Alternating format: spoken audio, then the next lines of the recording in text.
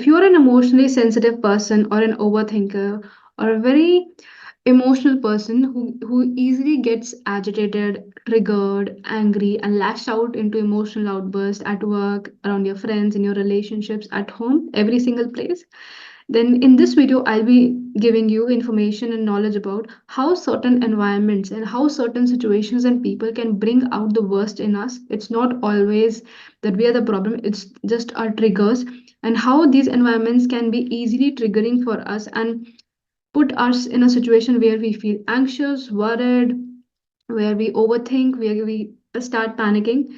So it's very important to understand these triggers and how certain environments and situations can push us to the limit. So let's get into the video. The first factor would be familiarity. Yes. So have you come across situations where you have felt that you have lived this experience or you have lived in a similar set of things around you, and it makes you feel anxious, it makes you feel worried, it puts you in a situation where you feel something inside your body which is not pleasant at all, some form of discomfort. It reminds you of certain things which you don't want to remind yourself of. So, uh, the first thing I want you to focus on is familiarity factor. So, what really happens is, like for instance, if you have been in abusive, manipulative, narcissistic relationships with somebody uh, who has played a role like that in your life and relationships, and if you see a pattern or some statements or some situations repeating in your later relationships, your present relationships, or sometime uh, some other time after, I'm falling short of words to explain, but sometimes you just feel like that you are reliving an experience. It's like deja vu, but you're very conscious about it, that it has actually happened in your life and it is happening all over again, and you have not learned from it, and you're feeling very fearful, very scared, very anxious, and it starts to make you feel very uncomfortable.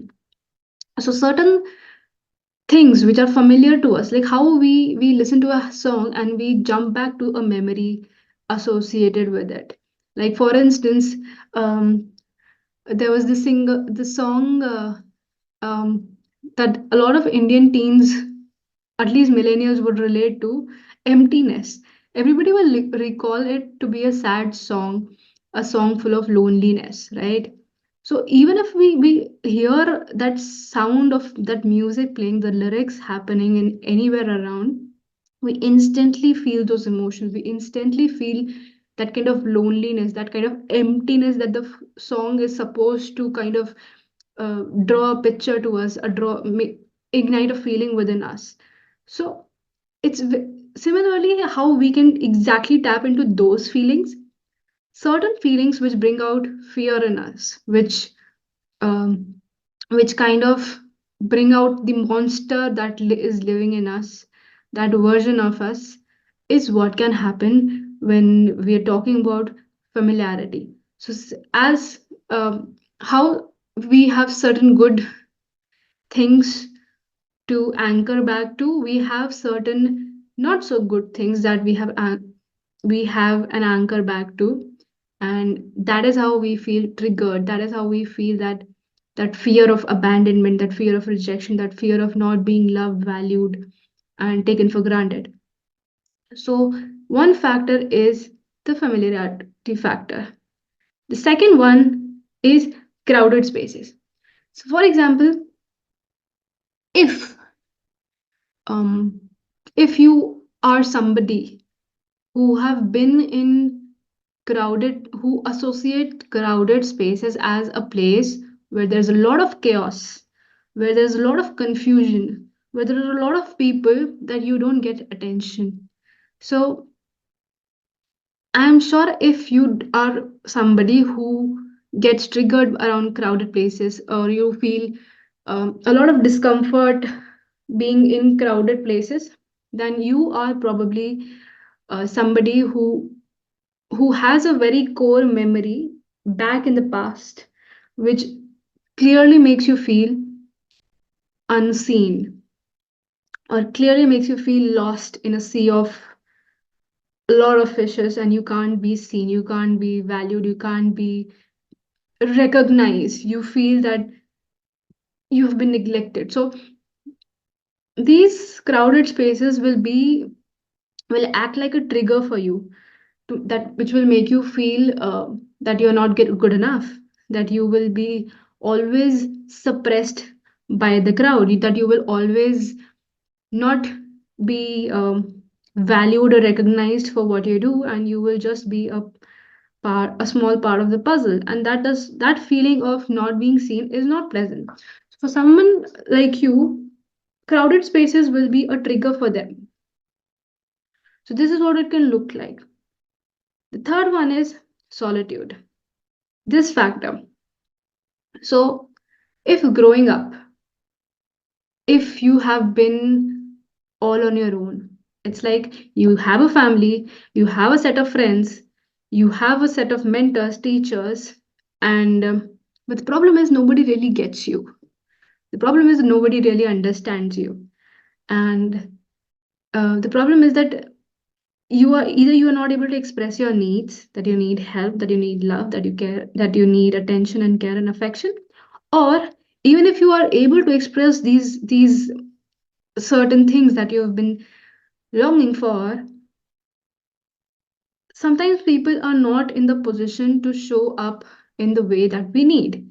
And this is how a perception, a core perception is created, which makes us feel that we have to solve our own problems. I have faced this a lot in my life. In fact, sometimes I still do and feel that I have to I have to sail my own boat. I have to take things in my hand and take action. I cannot lean on to people a lot easily. I'm more vocal, of course, about things that I'll be expressive that, hi, I am dealing with this. Can you please help me a little? Can you show up in my life as a role of this? Maybe a support, maybe care, maybe be more gentle with me, maybe talk to me more in situations where I need. So if you have been on your own growing up in your teens, then probably you feel a lot lonely. You are in a hyper vigilant, hyper independence mode. And there's a very paradoxical thing that you like being on your own because that is the most familiar thing for you because you have been dealing with the world on your own.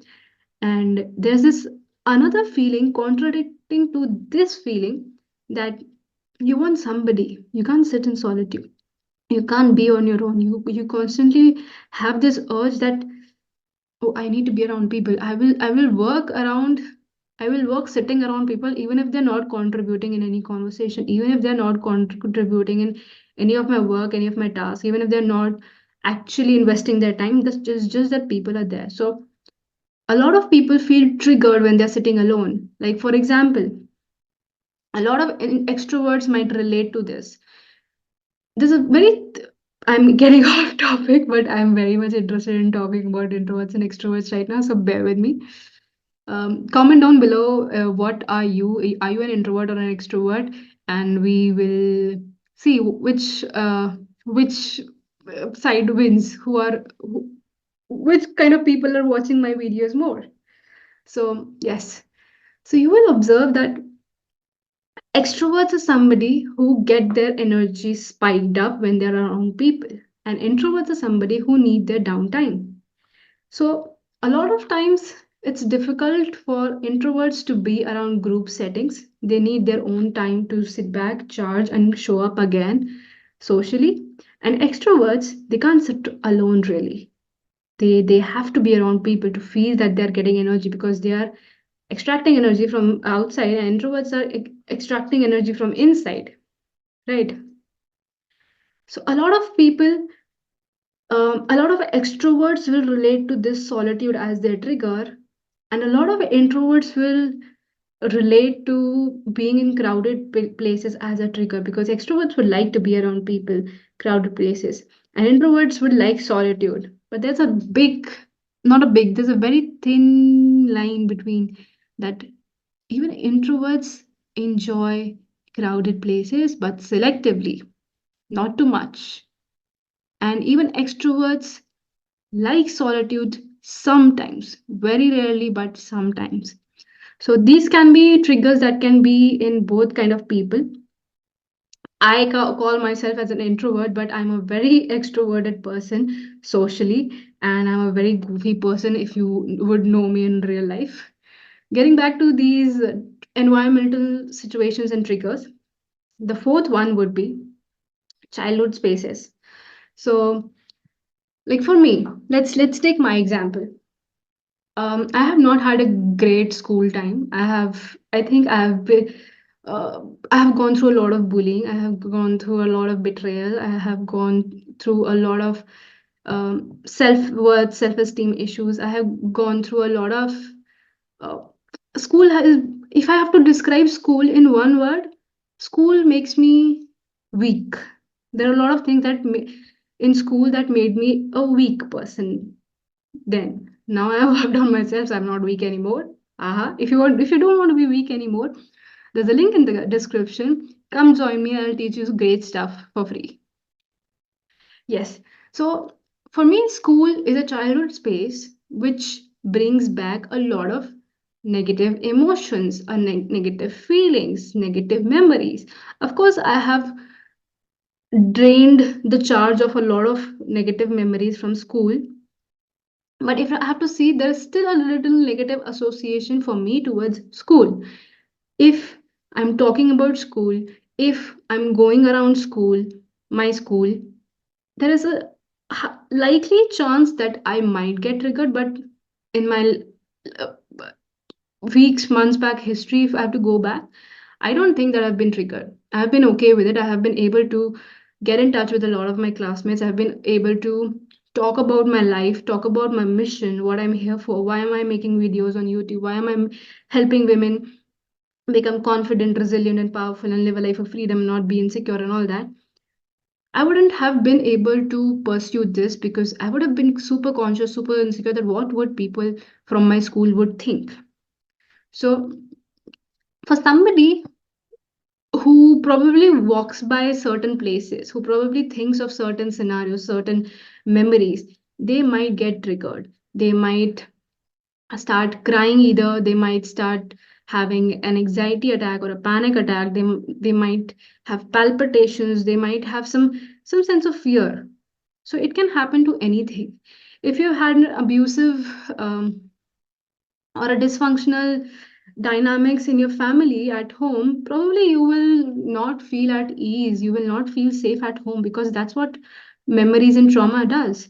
So, spaces, environments, gardens, trips, parks, schools, playgrounds, classes, they have become certain touch points in your life. If we constantly talk about these touch points or if we constantly view them, if we kind of load this data through any of our senses, there is chance that we might get triggered. So this is what I mean by childhood spaces.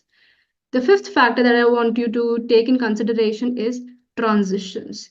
So whenever we are going through any career transition, any location transition, transition from a single to a relationship to marriage to parenthood to whatever, any kind of transition brings a lot of uncertainty. It changes a lot of things in our lives, in our day-to-day lives. It changes the routine, it changes our habits. We have a lot of things to figure out in these transitions because it's like starting a new chapter and you don't know the story. You don't know the bricks, the walls, the furniture of this room. It's a new room altogether. So this brings a lot of uncertainty, and the problem with uncertainty is that humans are not designed to function well in uncertainty. Whenever we are scared, whenever we are fearful, whenever we are anxious, the problem is either we are worried about what will happen in future because we have no clue. We are worried in present that this is happening right now and it will continue to future. We are worried about something that is uncertain again. And if we think about something from the past, we are worried that this has happened in the past. I don't want it to happen now. I don't want it to happen in future. So everything is related to something which is uncertain. So transitions bring a lot of scope of having uncertain things, things that you have to figure out, things that you have to sort out and understand. So uncertainty creates an environment, a situation where it's natural for somebody to get triggered. Not just me, anybody who is into a system who does not like fresh things at all will. Whoever will be going through any transition will experience that they're more irritated, they're more irritable, frustrated, they get easily, they easily snap at people, they have emotional outburst at work. So it kind of disharmonizes your life in various aspects, if I have to say. This was happen in transitions. Then social situations. So what really happens is in social situations, what happened is that you're in a setting where you are talking to people, where you are having opinions, where there are it's natural, okay, to have different opinions in a group where a lot of people are sitting and talking and chatting, because we all are unique. We will have different uh, point of views, different values, different understanding and perspectives of things, choices, likes, dislikes. So it's likely that there will be any form of conflict, and uh, conflicts make a human being usually more defensive. It's like we are all fighting for what we believe in, because how our brain perceives it is that we start associating with our beliefs and opinions. For example, if I am a fat person, okay, if I'm a fat person, I will start identifying is, okay, my name is Malvika, I am fat. So I am Malvika, I am fat. These are part of my identities. So if anywhere I found in a social gathering, people are talking about fat people, they're making fun of it. So natural instinct of mine would be that I will take it personally, that they're talking about me. This is my identity. I have to fight for myself that no, fat people are not like that. Fat people are not like that. It's like I'm defending an opinion which is not even about me. So in social situations where there are a lot of conversations happening, there's a lot of exchange of knowledge, information, opinions, emotions. There is a chance that wherever there is a clash, we feel rejected. It's like our opinions are not rejected, our opinions are not neglected, our opinions are not agreed on, but we feel that hi, this person had an opinion of fat people are good, and this person had an opinion that fat people are not good, and the opinions are different, but how these people perceive is that you hate me, I have to fight for myself, no, you hate me, I have to fight for myself. And this creates a lot of friction, and so there is a very high chance of fear of getting rejected in social situations, fear of getting suppressed in social situations, fear of getting humiliated, judged, criticized. So these kind of fears start getting all jiggly inside our bellies and inside the center of our chest, and get triggered. And that is why when there are strong, multiple, repetitive conflicts between certain people, acquaintances, friends, best friends, it does impact the friendship, because both the people, both individuals involved are triggered. And when they're triggered, they're in a state, now they're not listening. They are trying to survive the conversation, the situations. They're fighting to protect themselves, they're fighting to stand their ground and be recognized. So this is how it shows up in those situations. Next factor is change in routine. How we spoke about transitions. So certain changes in routine. For example, like for instance, um somebody who likes to have eggs in their breakfast, and few days the Navratra comes in India. They can't have it. So suddenly there's a drop in habits, in routine. And even if there is an understanding that okay, we are not having non-vegetarian, we are not having eggs, we are following a certain fasting system, it's the mind still believes that something's off. This is off. This does not seem right. So any change in routine, if you're not able to get up on time, if you're not getting your cabs on time, if you're not getting your salary on time, if that does not happen in your routine, imagine how do you start feeling कि अरे salary क्यों नहीं आई यार, क्यों नहीं आई, अटक क्यों गए, कैसे चलाऊंगा अपना महीना. These kind of thoughts start happening, right? So any change in routine is also a factor that contributes to create uncertainty. It kind of knocks the balance out of our day, knocks the balance out of our mind, and this is what makes our life stable and secure. When there is familiarity, when there's predictability, when there is a form of routine and schedule that, so there are different levels. It could be that this the routine, schedule, and familiarity can be at different levels, but at some level we likes we like predictable stuff. Our brains are designed in a way to like predictable stuff, because when things are off, we have to get out of our comfort zone, we have to get in survival mode, and we have to figure things out, we have to find solutions, we have to take it as a problem solving skill, and deal with it. So changes in routine bring a lot of fear, a lot of triggers happening, a lot of anger coming out, a lot of irritability happening. Like for example, I can relate with an example. So there was a time um, when I was working in corporate, and we were working for a US UK market, and we had different shifts happening. So we were in rotational shifts. Sometimes you have to be there early and at 6, sometimes 8:30, sometimes 12 p.m., sometimes 3 p.m., sometimes even 9 p.m.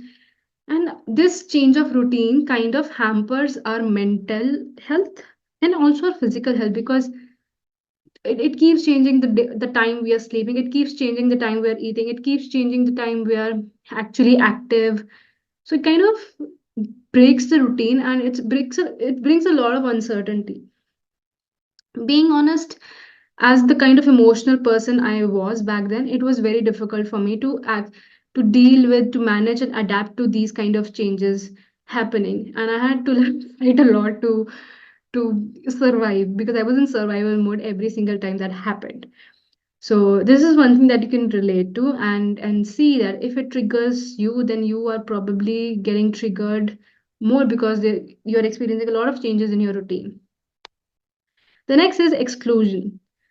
So exclusion can look like, it can be a subset of social situations. Exclusions in the sense, like for example, you're a group of three friends, and two of them make a plan and do not call you, and you can overthink, you can take this personally, it can hurt you, it can make you angry, it can make you mad at them, you can start crying because of it. You can feel that, why are my friends not calling me, why have they made a separate plan, am I not good enough for them, do they not like me, do they hate me? These kinds of overthinking thoughts, you get go in a negative spiral, and you kind of touch bottom. So these kind of situations can be triggering for some people who have had this experience, and they have, their mind equates certain things, that they are not good enough, that they are not, that they did something bad, because of which they are getting punished. So certain kind of exclusions in friendships, in family, even at work, can trigger these things if you have these kinds of wounds. The next is social media comparison. So social media is a place where everything is beautified, okay, where everything is idealized. Nobody puts 100% of their lives on social media. They don't put the bomb on it, okay. They selectively post in their own comforts, in their own comfort zones. They decide that whether they want to put this there or not, whether they want to show this. And sometimes there are a lot of filters, sometimes there are lies, sometimes there are stories, sometimes there are manipulation of some sorts. So it kind of creates an image, a perception that we have idealized certain things, and we start, it's natural for us to compare to others, because that's, I think, what schooling education system has done to us, what parenting has done to us. If you are a if you're not a single child, I'm sure you can understand what I'm saying.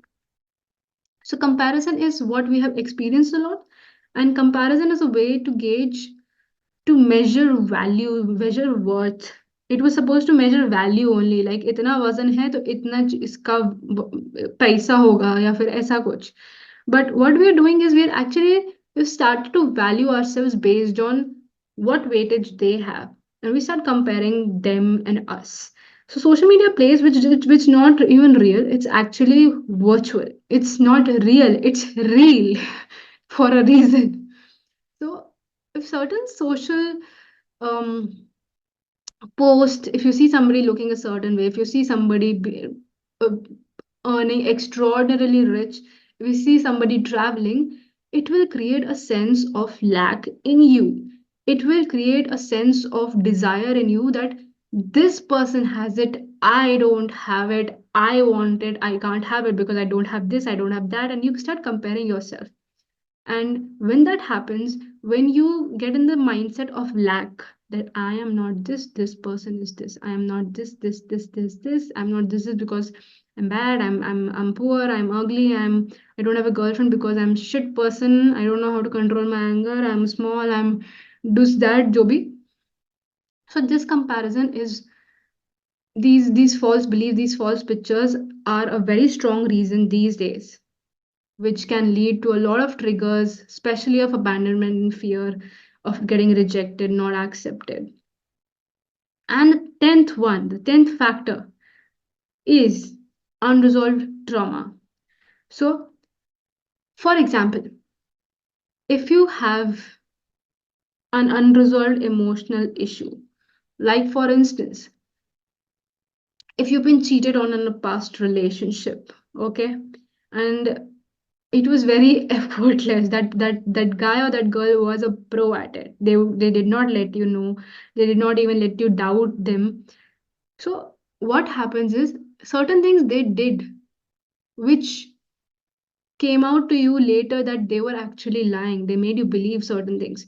So in future, when you find somebody saying the same things, even if this person is authentically, ethically saying things, honestly saying things, and there are no lies, you will doubt them. Why? Because there's certain unresolved trauma. So, certain situations, certain statements, certain places will be difficult to relive, will be difficult to rewatch, will be difficult to be present in those places. Like for somebody who was chased by a dog in a certain park, ठीक है? And they are very scared of dogs even at present. So for them, that park, being in that park is an unresolved trauma. They will not want to be there. They will be super triggered, super anxious, super scared, and in survival mode in that park, around that park, thinking that the dog will chase them again.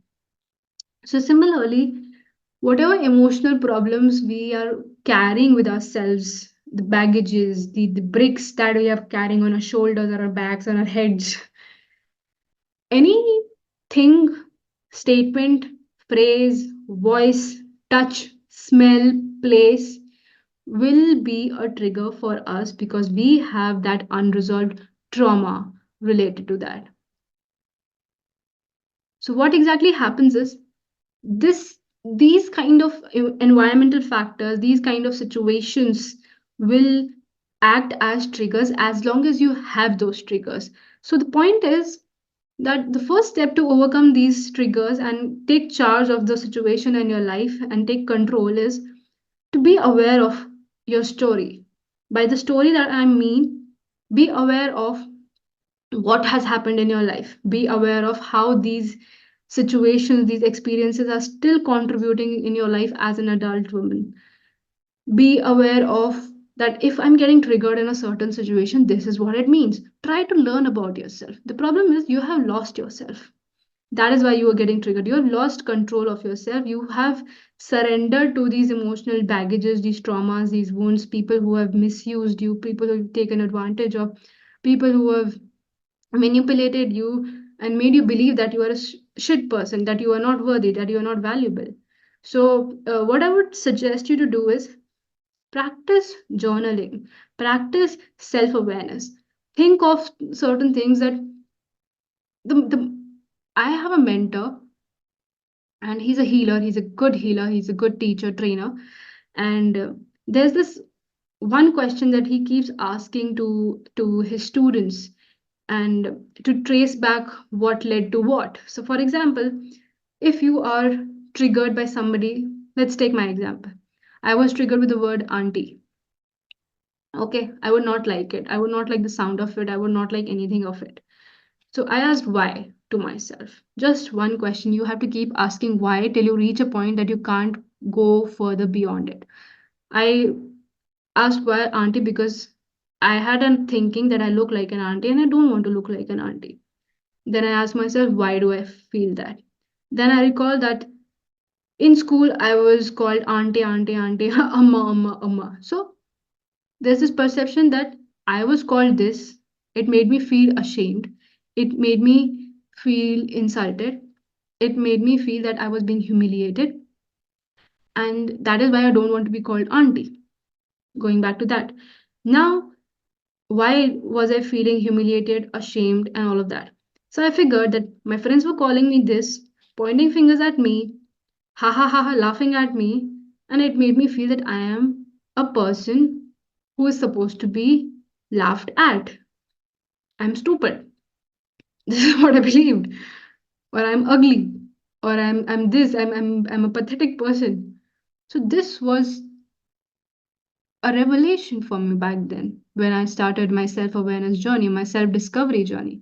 So I would urge you to take a step, start analyzing your life, start loving yourself, start to find your quirks, your uniqueness, your flaws, your strengths, and start working on yourself because you only have one life. And how do you want, what do you want your gravestone to say? क्या किया था तुमने? क्या किया था मालविका ने life में? Do you want to be called that that Malvika got triggered with the word auntie? No, right? You want something very purposeful to be on that gravestone. How do you want to be remembered by the world? Think over it and start taking action. And if you're looking for somebody to help, somebody who can teach you a lot of stuff, come join me. Join my private group of VIP members. You will learn a lot. There's a lot of free stuff happening there. There are a lot of weekly calls happening there. Join my group. There is a link in the description, and I would love to welcome you.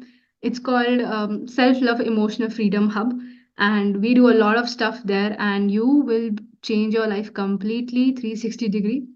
If you find this, if you find all of this useful, like this video, comment what you liked, and do comment if you're an introvert or extrovert, and share this video with somebody who can benefit from, and subscribe to my channel if you want such content coming your way, and do click on the bell notification if you want to be reminded that I have posted another piece of lovely content. See you. Bye.